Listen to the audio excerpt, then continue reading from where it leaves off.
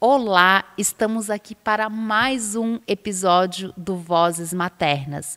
Hoje eu inicio a gravação sozinha, a Cleide ainda está chegando, o trânsito hoje aqui em Floripa está uma loucura, mas logo logo ela vai entrar.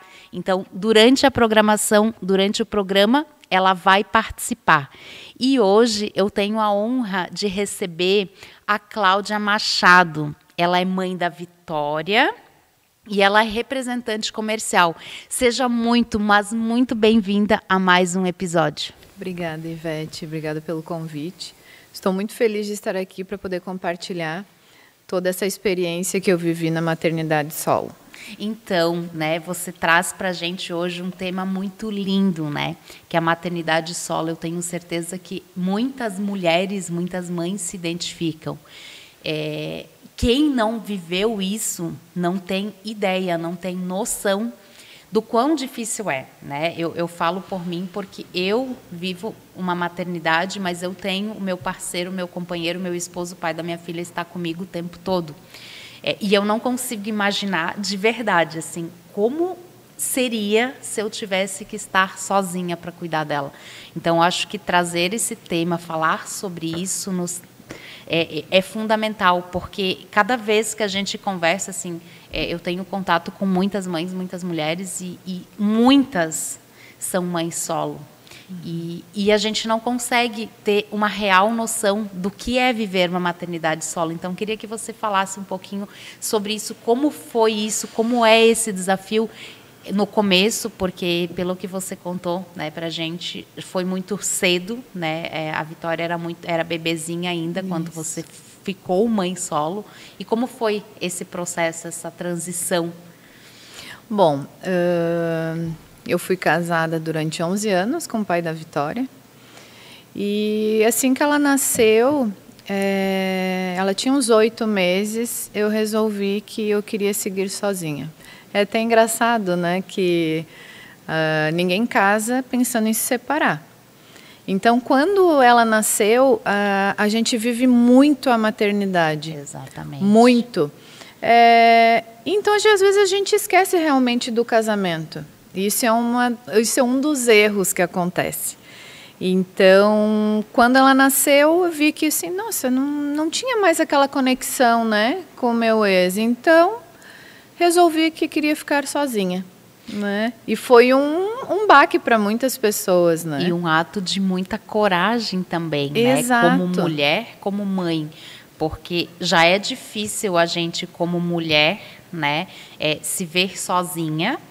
E, de repente, você ter um bebê para cuidar e seguir sozinha. Porque acarreta muito mais coisas, além de só ser mãe. Exato. Porque você precisa ser mãe e provedora. A partir deste momento, você é a provedora.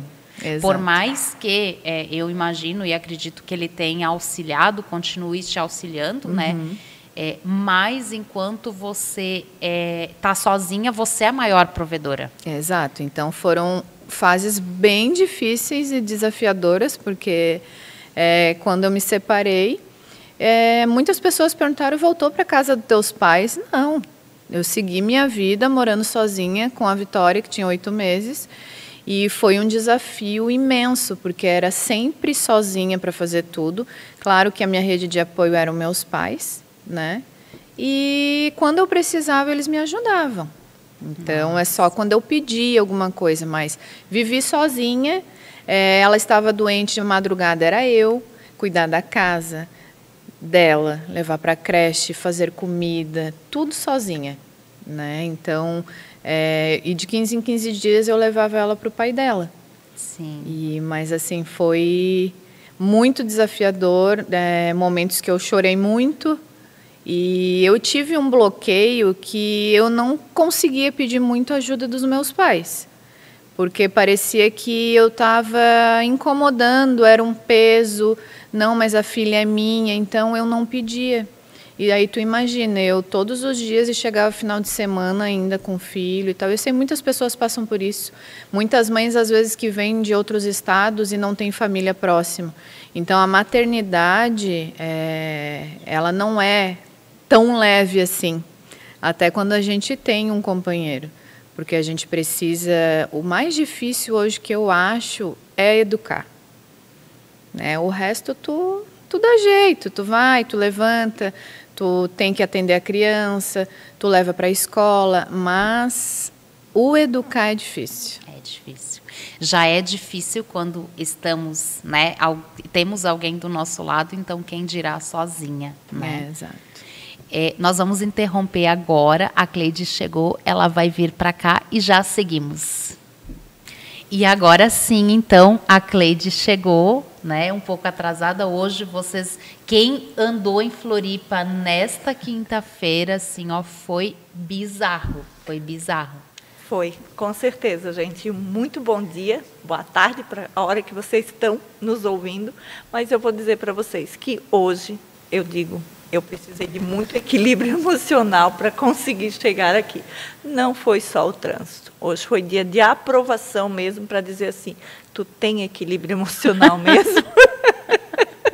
Então, e é isso. Estamos aqui para dar continuidade a esse podcast maravilhoso. A nossa entrevistada muito amada, muito querida, uma pessoa que a gente se conectou e foi muito forte também, né, Cláudia? Algo assim magnífico.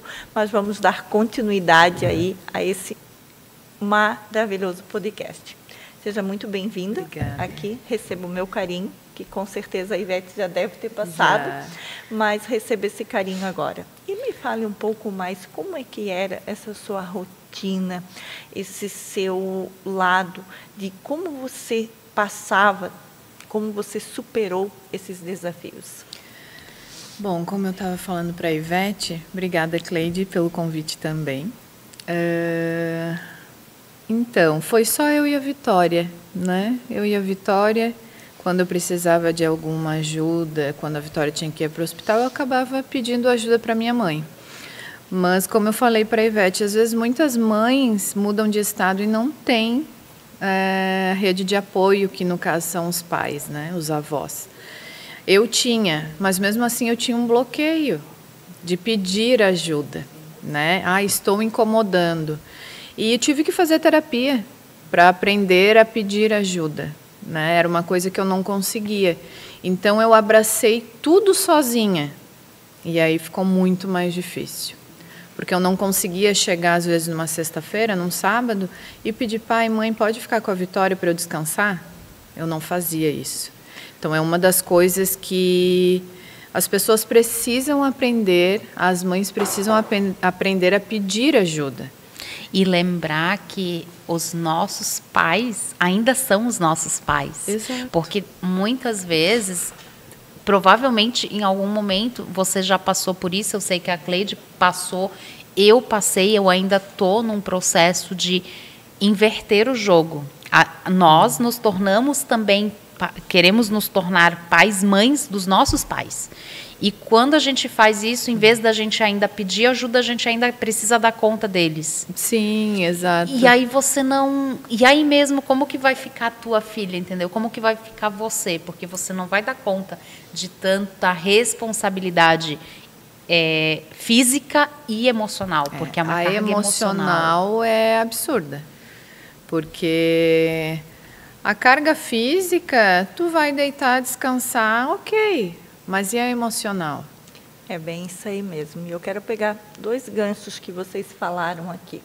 Primeiro, o fato de, como você falou, o fato de pedir ajuda. Hoje eu digo que eu estou na minha 3ª geração, já sou vovó, e muitas vezes eu, como avó hoje, eu fico tão feliz quando a minha filha me liga, mãe, fica com a Helena para mim. Gente, é uma delícia, porque nós também queremos fazer parte. Nós, avós, também queremos fazer parte. Isso não é o fato de só dizer, a avó quer se meter. Não, é o fato que muitas vezes a gente não vai pedir para não se meter. Entende? Para deixar cada um no seu quadrado. Mas vocês que são filhos, têm que olhar e dizer assim, a minha mãe, ela também quer fazer parte. E deixar o pedir, isso é para deixar mais leve para quem tem esse bloqueio. você não vai estar incomodando, você vai estar levando uma alegria para aquela vovó. Vou falar por experiência própria, Sim. porque é muito gostoso. 2 ou 3 vezes agora minha filha ligou, mãe, fica com a Helena. Gente, eu faço tudo que eu posso, sabe, para cuidar dela, para olhar ela, estar nesse momento muito conectada. Mas nem todas as mães têm essa sorte, né? Porque eu vejo que muitos pais falam também, não, a escolha foi tua, estou aqui para te apoiar, te ajudar ali, mas a responsabilidade é tua. Eu vou dizer assim, eu não tenho queixa dos meus pais, porém eu vejo que realmente eu fiquei muito sozinha nessa parte do apoio, né? Eu não tive, assim, final de semana que meus pais pedissem para ficar com a Vitória. E por conta do meu bloqueio eu não pedia, aí eu me sobrecarreguei, né? E será que não foi 2 bloqueios, um de cada lado? Pois é, né? Eu não sei te dizer se realmente foi um bloqueio, mas são coisas que acontecem, né? Hoje eles sempre pegam a Vitória, né? Eu trago algumas ideias, assim, mãe, a Vitória quer almoçar com vocês amanhã.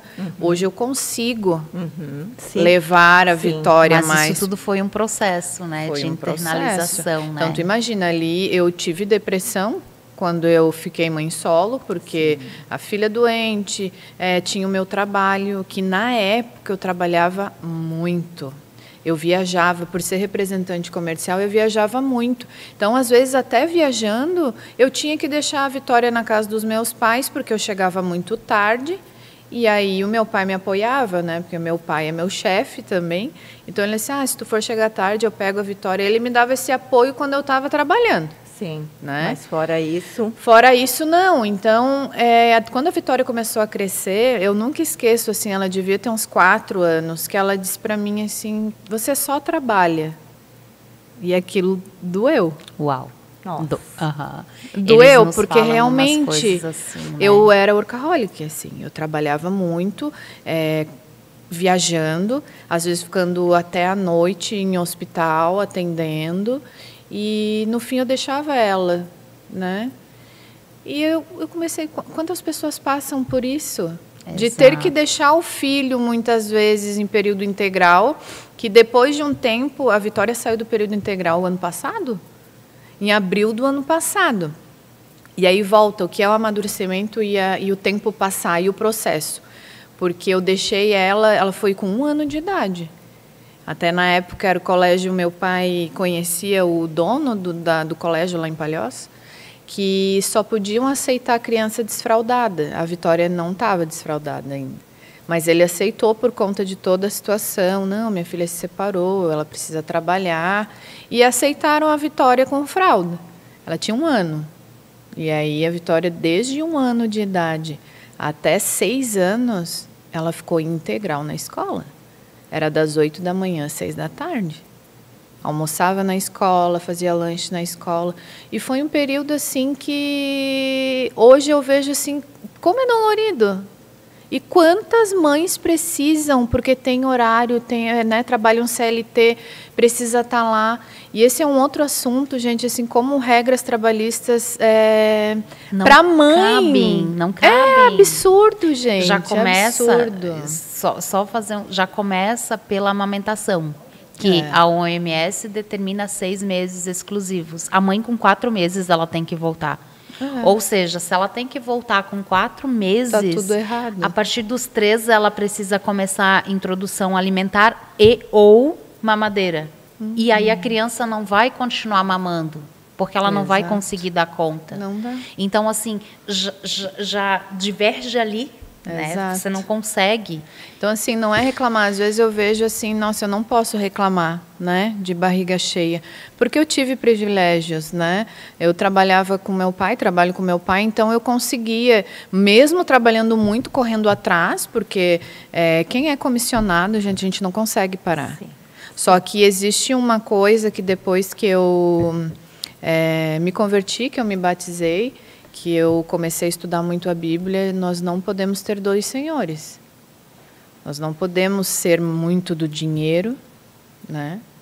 Adorar, assim, todo mundo gosta. mas a gente tem que ter um equilíbrio, né? E na época eu era muito assim, preciso trabalhar, ganhar, o tempo inteiro pensando em dinheiro, porque eu precisava ter a boa vida que eu tenho, eu precisava... Isso me atrapalhou demais. Até porque o dinheiro, ele é uma consequência, né? É uma consequência do que a gente faz. E quando você fala ali dos servir os dois senhores, é o porquê da divergência. Porque o Senhor, Ele nos dá tudo que nós precisamos. Exato. Então, não tem como servir dois. Se você serve completamente a Deus, Ele vai lhe proporcionar os caminhos para você ser próspera. Ser próspera em todos os sentidos. Em todos os sentidos. Exato. E eu vejo algo muito forte hoje em todas as pessoas, esse correr atrás das máquinas. Você está sempre brigando contra a máquina. E eu não falo de você ou de você, eu me incluo junto, eu coloco junto. Porque nós colocamos muitas vezes assim, ó, muito, eu tenho que fazer. Gente, ninguém tem que fazer nada. Quando a coisa tem que ter um equilíbrio. Obrigação, ela não flui. Até porque, por experiência própria, da pior forma possível, a gente é substituível. A gente é substituível na tua empresa, que tu trabalha, em todos os locais. Agora, como mãe, nós não somos. Não tem como devolver.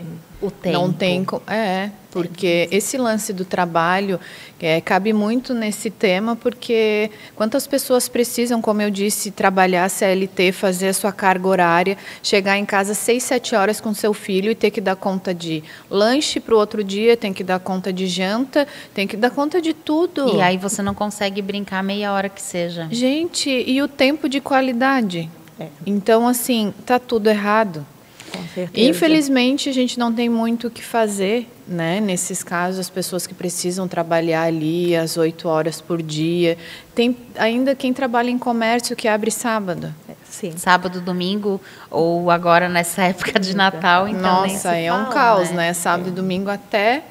Mas assim, eu acho que o segredo ali está em o tempo. Se você tem meia hora, você tem que dar meia hora completa para o seu filho. Largar tudo. Tudo. Fazer assim, ó, ele ser a sua prioridade. Que tem um outro lado dessa história que eu gosto de colocar, que eu vejo também muitas e muitas mães que ficam em casa o dia inteiro. E muitas vezes os filhos das mães que trabalham o dia inteiro têm mais contato, mais atenção do que aquelas que ficam em casa o dia inteiro. Isso aqui pode nos ajudar muito, como pode nos atrapalhar. E na maternidade eu digo isso porque às vezes eu estou lá e a Vitória fala: mãe, você só fica no celular. Né? E isso é assim, meu Deus, aí eu solto. E depois de todo esse trabalho, disse, não, eu preciso olhar mais para esse lance do meu trabalho, botar um limite para que eu possa ficar com ela, né? Para dar aquela atenção. Não foi fácil esse processo. Com certeza. Eu era uma pessoa imatura em todos os sentidos. A Cláudia de hoje, quem conhece a Cláudia do ano passado, vê o quanto eu amadureci completamente como pessoa, né? Então, hoje eu sei de todas as dores que eu tive, né? E estou aqui para ajudar muitas pessoas a que fique mais leve, né? Então, eu consegui a ajuda dos meus pais, né? Ali equilibrando muito. E ela ia para o pai dela e eu conseguia um tempo para mim, né? Isso é muito importante, um tempo para a gente, porque o amor próprio não é egoísmo. Eu acho que quando a gente cuida da gente, a gente está cuidando de quem a gente ama. E isso entra várias coisas, né, na nossa vida. Vários aspectos. Né? Vários aspectos, né? Eu não fazia exercício físico, eu ficava trabalhando um monte, não me alimentava bem e vivia sempre estressada. Sempre estressada. Quantas vezes eu gritei, eu xinguei, eu não tinha paciência com a minha filha. Aí eu pergunto para você, o que você dava para ela? Exato. Que o seu copo estava cheio. Né? O que o seu copo estava cheio. E aí eu estava conversando com a Ivete antes de você chegar, que a gente traz muita coisa da nossa infância. Muito. Como nossos pais foram com a gente. Não estou aqui para dizer, ai, não tive isso, não tive aquilo. Meus pais me deram o que eles sabiam dar. Sim, o que eles tinham de melhor naquele momento. E eu amo eles, assim, meu pai e minha mãe são os amores da minha vida, né? E esse é o segredo para te seguir. Exato, para que fique mais leve. Sim. A gente não precisa culpar ninguém. A partir do momento que tu consegue soltar isso, a tua vida flui. Exato. Ser grata. Eu digo assim, ó, o segredo é ser grata pelo que eles te deram, Isso. que é o quê? O principal, a vida. A vida. Exatamente. O resto eles deram o que eles tinham. Com eles sabiam dar. Com certeza foi melhor do que os pais deles deram para eles. Com certeza. Pelas histórias que eles contam. Isso vai acontecendo, é meio que um ciclo. Exato. Com certeza. A Vitória vai saber dar o que a minha mãe deu, o que meu pai deu. Né? E faz parte. Faz parte. É saber amar, respeitar e seguir essa vida. E é uma pena que muitas pessoas não honram os pais. A gente precisa honrar nossos pais, né? A gente não precisa adotar eles, como eu vejo muitos filhos tendo que abraçar a vida dos pais, fazer tudo porque os pais... Mas a gente precisa honrar. E a gente tem a nossa vida agora, né? Sim. Nós somos pequenos perto dos nossos pais. Sempre. Quando a gente se coloca pequeno. É porque tem principalmente quando existe uma história de superação muito grande. Por exemplo, o primeiro filho que faz uma universidade, sabe? Aquela geração que até então não teve acesso. Aí a geração... a outra geração tem acesso a muitas coisas e aquilo vai se tornando uma honra, um pedestal. E a pessoa o filho é colocado naquele pedestal. Ele se enxerga muito maior. E quando a gente se enxerga maior que os nossos pais, não funciona. Não funciona. Não funciona. Porque aí você se coloca naquele pedestal porque é bom ficar lá. Sim. Porque te traz um orgulho, levanta o teu ego. Mas a que custo, né? Porque a partir desse momento, também você passa a assumir que você pode, tudo que você... Sabe, fica aqui, ó. Eleva E não é que a gente não possa ter orgulho da nossa história, da nossa trajetória, das nossas conquistas. A gente precisa ter. Mas não se colocar maior. Nunca, ter jamais. Humildade de olhar Jamais. assim, ok...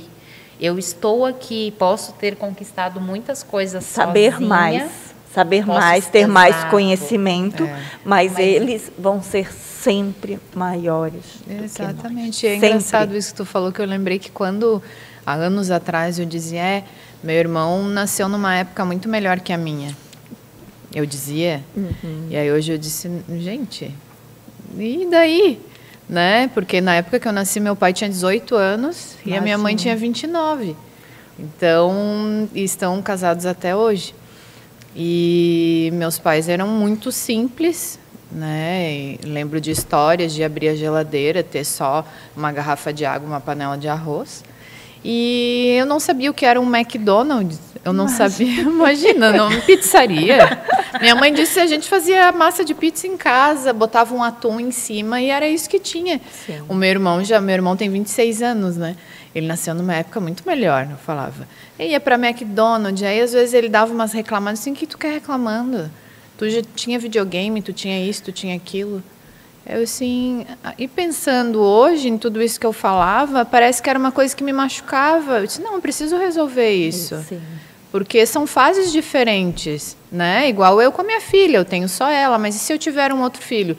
Vai ser coisas que a Vitória talvez não teve, que eu vou poder proporcionar para o outro. Sim. E tudo bem, Sim. né? Essa coisa de comparação e que o filho dá isso, porque meu filho não teve isso, para o outro eu vou ter que dar mais. Isso também tem que acabar.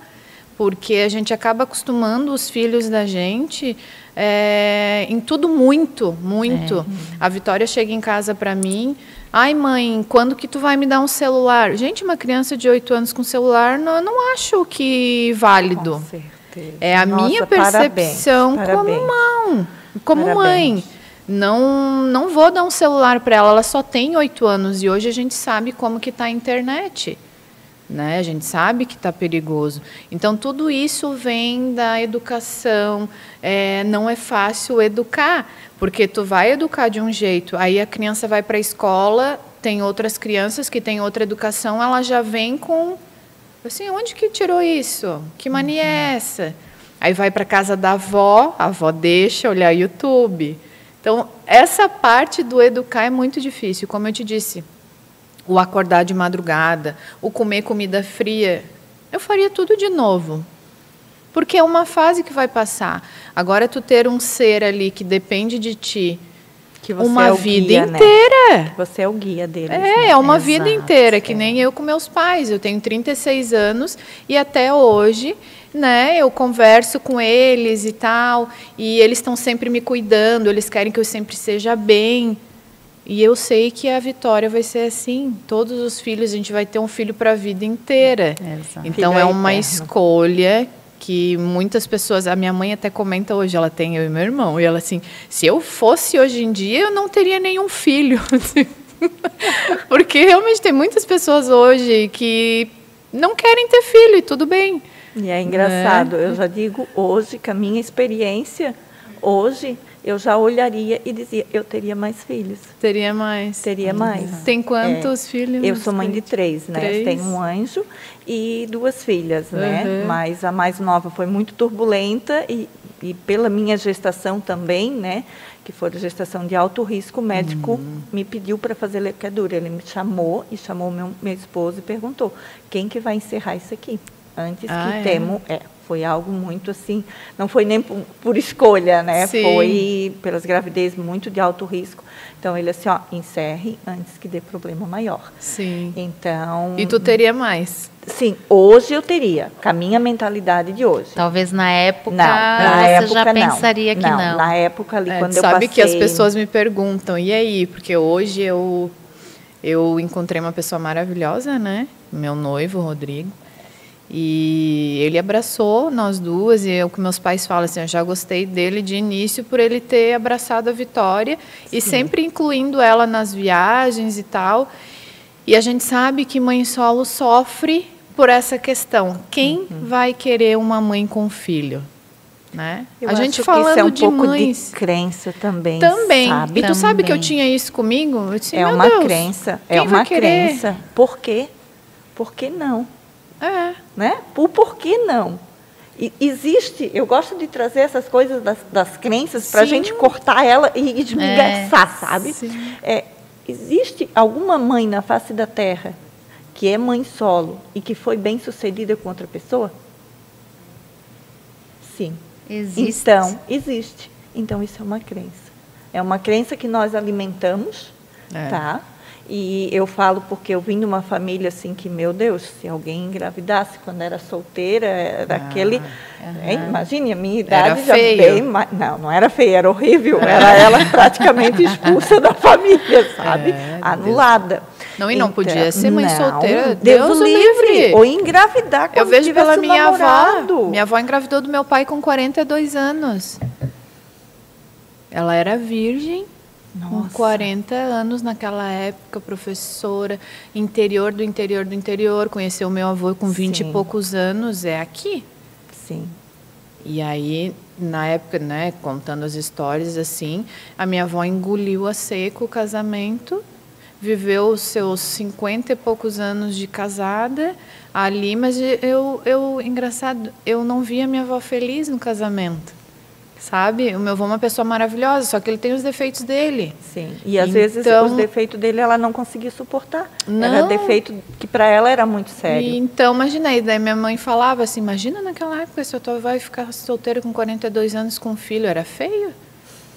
E é bem como tu disse. E aí eu quero já aproveitar e trazer, né, seguir, como que seguiu, né, a tua vida amorosa depois, né, porque com 8 meses, cessou um casamento De 11 anos. de 11 anos. E como seguiu dali para frente? Fiquei traumatizada.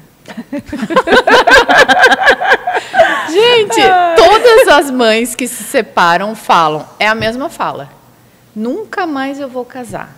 Essa é a fala que eu sempre escuto, né? Quero ficar sozinha, não vou ter mais ninguém. Mas é uma fase, porque ninguém nasceu para ser sozinho. Sim. Né? E foram 6 anos que eu me dediquei a ela e ao meu trabalho.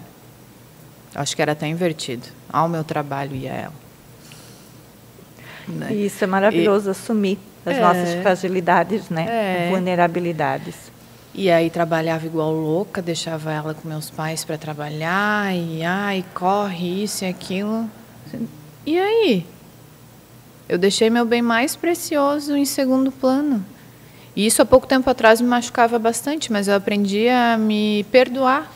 Então, e seguir agora diferente. É isso, né? Não ficar naquela marra de não pode. o que eu fiz, né? E se ficar se martirizando. Gente, o que é passado o que é passado. Que eu posso fazer, o que eu posso fazer daqui para frente? Porque Exato. assim, a gente sabe que os primeiros anos da infância são os mais, digamos assim, não os mais importantes, mas que impactam tanto. Mas assim, se tu tem tempo, usa esse tempo daqui para frente.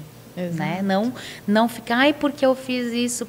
A gente vai cometer erros, né? Assim como os nossos pais cometeram erros com a gente, mas não, assim, como mãe hoje, eu falo assim, que a gente comete erros não intencionais. Erros porque inconscientes. Eu vou querer, tudo que eu vou fazer para minha filha, na minha mente, naquele momento, eu estou fazendo o melhor para ela. Porque pela minha consciência, pelo meu conhecimento, aquilo é o melhor. Daqui a alguns anos, talvez eu entenda que aquilo não era o melhor. Mas aí, e tudo ok. bem, já aí foi. Isso, mas aí vai o que se lamentar, se vitimizar o resto da vida por aquilo? Eu vou tentar buscar assim, olha, quando eu fiz isso, não deu certo, então vamos tentar outras formas. Né? E eu acho que é isso, sabe? Não trazer essa culpa nem pra gente, porque daí você não sai do lugar também de novo. Aí você vai ficar naquele, e aí você não vai fazer o que você poderia fazer. Porque nasce uma mãe, nasce uma culpa. Nossa, essa é a minha frase da maternidade, tá? Sim. Essa é a minha frase da maternidade. Nasce um filho, nasce a mãe, e junto com a mãe nasceu a culpa. Você sabe que eu não passei por esse processo da culpa, gente? Tem horas... Uau! Tem horas que eu acho assim, meu Deus, será que eu sou fora da culpa? Será que eu tenho algum problema? Eu nunca passei por esse processo de culpa, sabe? Eu sei que eu errei muito, especialmente com a minha mais nova. Mas foi um período tão desafiante que eu já me ajoelhei para ela e já pedi perdão pelo que aconteceu. Por não saber mais como lidar com a situação. Mas dizer assim que eu carrego essa culpa dentro de mim, não tenho. Eu tive muito, de me sentir muito mal e me culpar. Nossa, por que eu fiz assim, né? Não era para ter feito assim, mas era o que eu sabia fazer. Sim. Imagina, sozinha, uma criança, e várias situações eu passei com ela. Nunca esqueço o dia que ela se afogou. E eu sozinha em casa, gente, assim, sabe? Várias coisas que eu lembro. Eu disse, meu Deus, mas por que eu fui dar uma maçã tão grande, sabe? E aí vem aquelas culpinhas que tu vai... Então, eu consegui curar isso. Era o que eu sabia fazer. Agora, o que eu preciso fazer agora, né?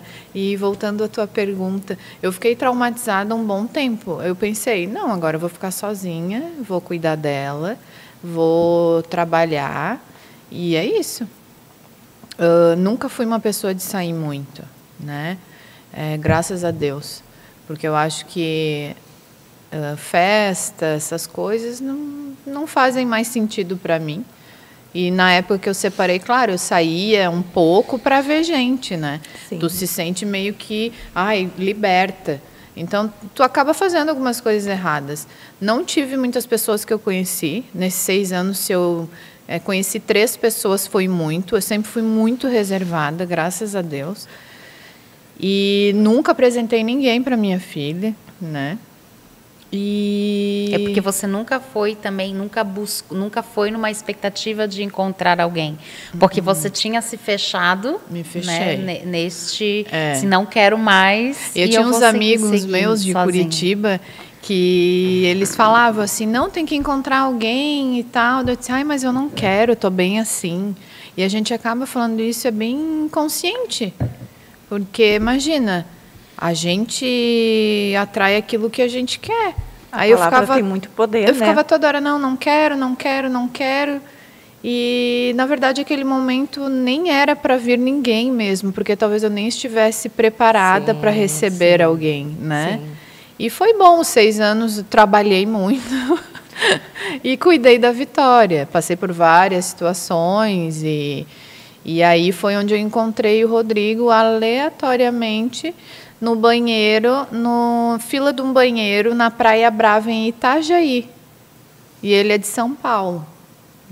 Nossa, muito aleatório. Eu estava com as minhas amigas na praia, meus amigos, a gente foi pagar a conta e eu encontrei ele. Mas foi só assim, sabe? A gente conversando e tal, ficamos e eu fui embora. E aí depois ele achou meu contato com uma amiga que deu um toque no celular dele, pediu meu contato e aí me convidou se ele mandasse um carro, eu ia jantar com ele. Eu não fui. Até hoje a gente lembra dessa história.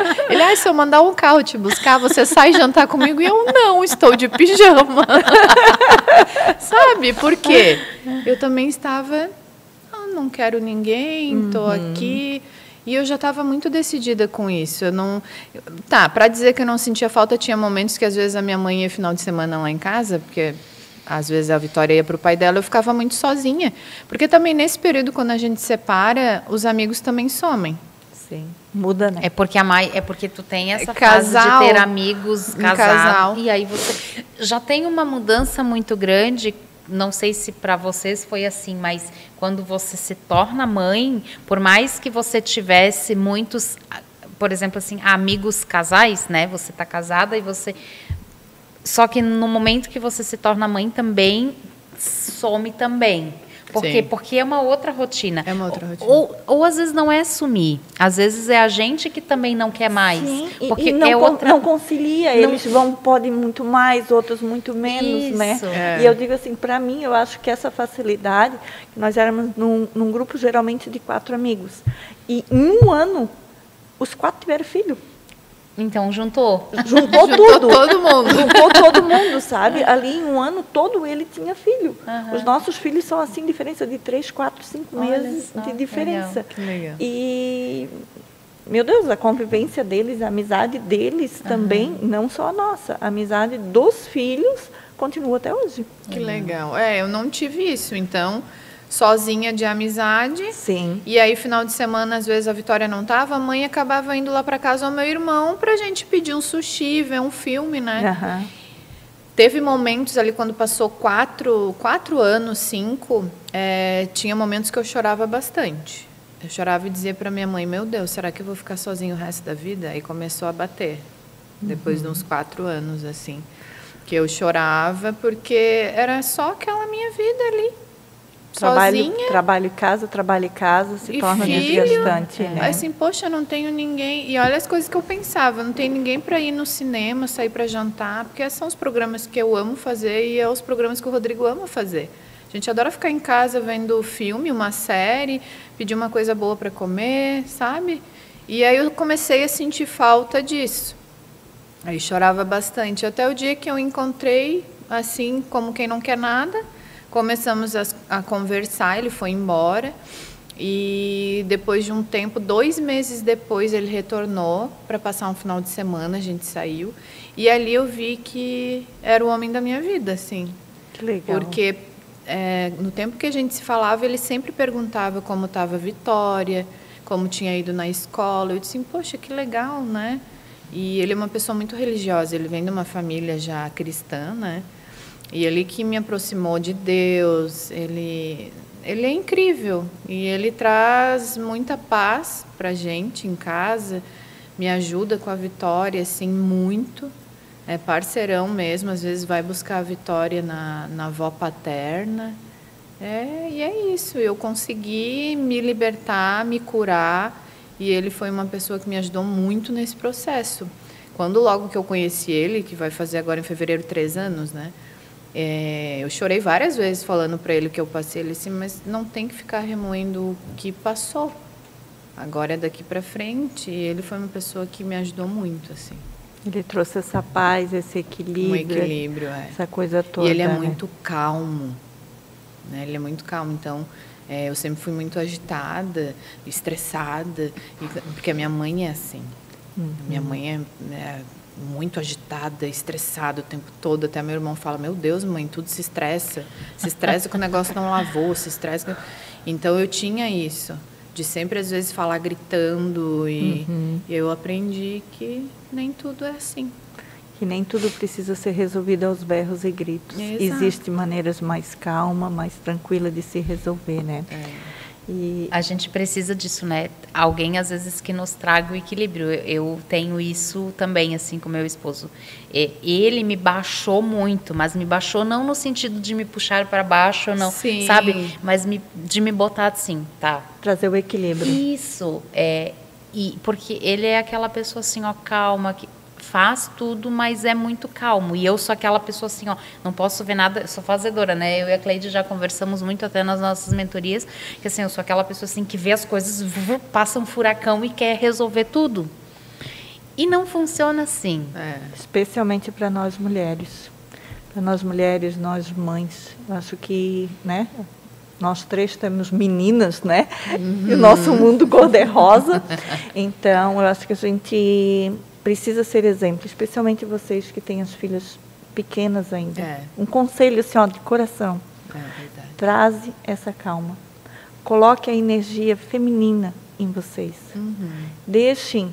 Eu não tinha essa energia feminina. Eu também não percebe? tinha. Imagina, Sim. sendo mãe solo. Não, imagina. Então, é isso eu que eu era falei. energia masculina, fazer tudo e tal, Sim. e levar no meio. Não tinha aquele parceiro Porque para equilibrar. você teve que trazer essa parte provedora também, que essa parte provedora é muito masculina, né? Sim.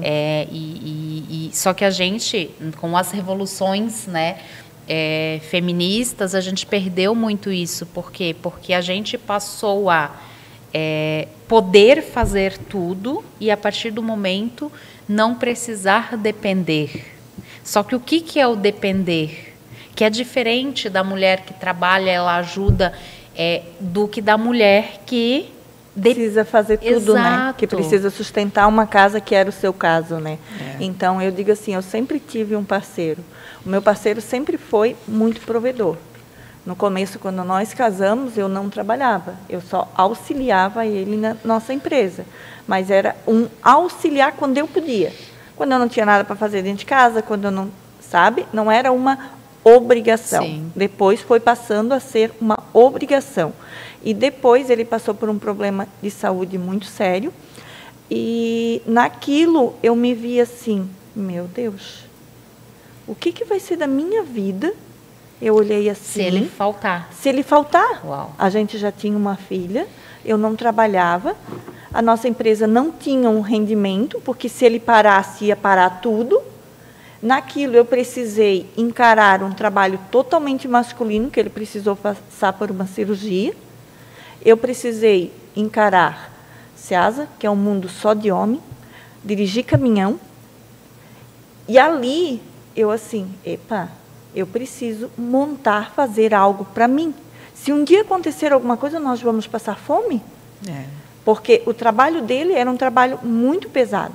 Era saco de batata, caixas e coisa. Eu dei conta na época. Sim, mas arrumei uma pessoa para me auxiliar. Mas a gente aprende na dor. Na dor, com certeza. Até porque eu vim de uma família que o meu pai já trabalhava em algo parecido com ele. Então, ali eu já aprendi muito a trabalhar. E o meu pai, ele já me fez o menino da casa, mais ou menos isso, sabe? Eu sou a filha segunda e em tudo ele me colocou à frente da empresa dele. Eu agradeço ele muito, porque a minha irmã, que é mais velha, ela aprendeu a dirigir anos depois de mim. Eu acho que ela já tinha 20 e tantos anos, e eu dirijo desde os 12. O pai me ensinou a dirigir caminhão com 12 anos de idade. Crianças, saem da sala. Então, era eu que ia buscar mercadoria para ele, era eu que fazia banco. Eu tinha 13, 14 anos, eu ia todo dia para o banco para ele. Naquela época dos anos 80, a inflação lá em cima. Então, eu fazia todo dia banco para ele. Ele chegava em casa do trabalho, ele entregava uma maleta, eu pegava a minha bicicleta, andava 10 quilômetros, que nós morávamos no sítio do sítio. 10 quilômetros todo dia de bicicleta para ir até o banco. Eu saía de casa mais ou menos 3 horas, o banco fechava às 4. Ó, pauleira. Nossa. E daí só fazia o depósito e voltava, porque já anoitecia, que não podia ficar de noite na rua, né? De jeito nenhum. Era adulta para tudo, mas para fazer qualquer coisa não, né? Então, tem isso também. Fazer o quê? Foi assim, e eu agradeço muito, porque hoje eu consigo administrar muito mais as minhas coisas pelo conhecimento que eu tive desde cedo. E a minha irmã não tem esse lado, a minha irmã já é mais parada, mais pacata, ela não tem isso, né? Então, vem esse lado da energia toda que a gente já vem desde sempre, e né? é interessante, assim, quando você traz isso só para fechar essa fala, assim, eu venho... quando nós perdemos o meu pai, eu tinha 9 anos e eu assumi. Eu assumi de uma forma como quem, tipo assim, eu abracei e hoje eu não lembro, para você ter noção, a minha mãe, às vezes, ela senta comigo, ela diz, a gente morava na roça na época, e ela disse para mim assim, ó, tinha vezes que eu sentava e pedia conselho para ti, porque eu não sabia o que fazer. Eu não lembro disso. Eu não tenho consciência disso, mas ela me fala assim, tinha vezes que eu não sabia o que fazer de resolver algum problema, de resolver alguma coisa na propriedade ou mesmo com dinheiro, assim, porque ela era bem na época da transição do real e eu sempre fui muito assim, ó, eu lembro com 8 anos, a minha irmã fazia na escola, eu resolvia os problemas de matemática dela do 6º ano. Então, assim, a minha cabeça era muito... Eu tinha isso. E ela diz assim, às vezes até de conta para fazer conversão. Isso eu não tenho na minha mente, mas já vinha ali. Então, chega num momento e eu fui trocando esse papel inconscientemente. Só que isso também me botava num pedestal. Porque eu sempre... E para mudar isso foi muito, mas muito difícil. Desafiador. Muito difícil. Então, enfim, mas a gente já vai seguindo para a finalização desse episódio, mas eu queria te pedir uma coisa, Cláudia, assim, hoje, se você tivesse um conselho para dar para as mães solos, o que você diria para uma mãe solo hoje?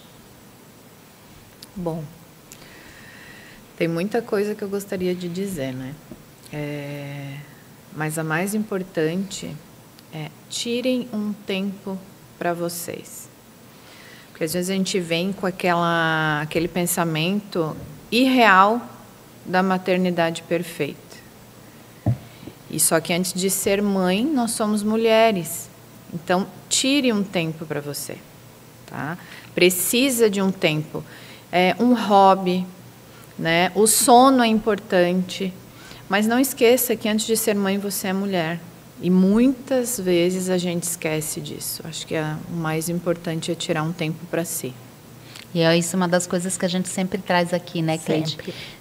O nosso intuito aqui, né, nesse podcast é trazer um pouquinho mais de leveza para a maternidade, indiferente do formato da maternidade, se ela é solo, se ela, né, não, mas trazer um pouco de leveza. E quando a gente traz uma conversa como a tua, que fala, né, desse desafio da maternidade solo, e quando você fala isso assim, cuide de si, eu acho que o autocuidado, ele é poderoso.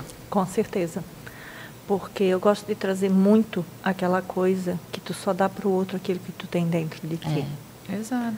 Eu gosto de trazer sempre o exemplo do copo d'água. E o copo d'água é o nosso interior.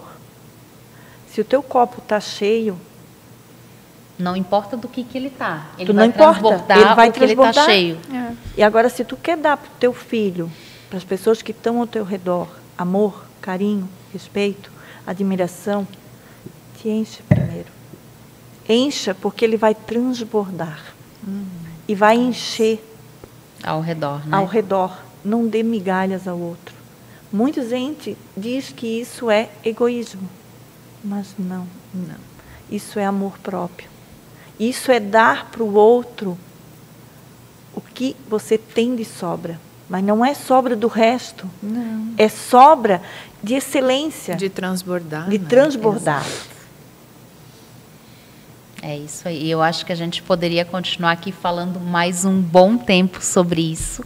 Mas este episódio está se encerrando. A gente quer muito agradecer, né, Cleidia, a Cláudia pela oportunidade de falar e colocar isso, porque às vezes a gente sabe que às vezes as mulheres também não conseguem falar, porque é muito dolorido. Você já passou pelo processo da dor, hoje já está mais leve, então hoje você consegue falar. Eu que agradeço. E dizer que, se você está aqui nos assistindo, nós vamos gravar mais um episódio com ela, então logo, logo vamos ter a honra de falar novamente de um outro tema maravilhoso. Obrigada. Obrigada pelo convite. Gratidão, Cláudia, até aqui. E eu tenho certeza que você hoje trouxe muitas chaves para muitas e muitas mães solo e não solo, né? Porque não é só a solo que passa por esse desafio, mas, em especial, hoje nós estamos falando das mães que passam o desafio solo. Então, eu tenho certeza que você colocou muitas chaves nos lugares de muitos corações, de culpa, de amor, de dor, né? E você fechou esse buraquinho hoje. Amém. Gratidão. Obrigada. Parabéns Gratidão. pelo seu desenvolvimento, pela sua solução, por você ter vencido esse desafio aí da sua vida. Obrigada. E a você que está nos ouvindo, muito obrigada, porque a gente sempre traz aqui da nossa família para a sua família. Gratidão.